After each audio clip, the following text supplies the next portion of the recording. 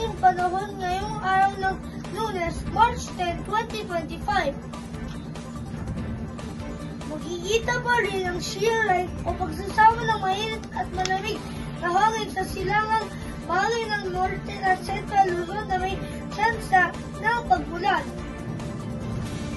Nakaranas ng kalat-kalat na pag-ulan ang mga nasa Mindanao. Sa iba pang bahagi ng bansa, lalo sa Metro Manila, asahan ang isolated o pulo-pulong pag-ulan na may kasamang pagkidlat at pagpulo.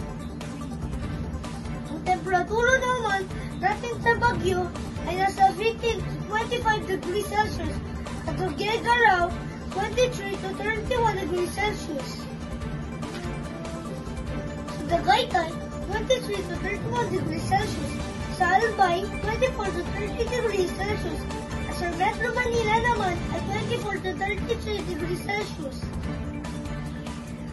Samantala, nabawasan ang mga lugar na may matataas na heat index o damang init kahapon dahil nagkakaroon tayo ng magkalat-kalat na pag-ulan sa bansa.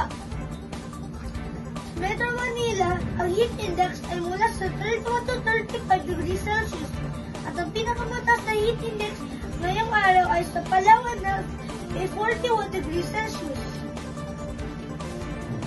Ganoon, mainit po rin ang panahon ng ating maranasan. Kaya kapag tayo lalabas, huwag kakalimutan ng mga protection tulad ng payong sombrero. Limitahan ang mga outdoor activities at uminom tayo rin ng maraming tubig para maiwasan ang panganib.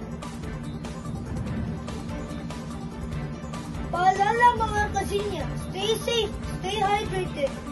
Muli ako si Bryce Ezekiel Z. Valdez para sa ulit panahon ng Genie News.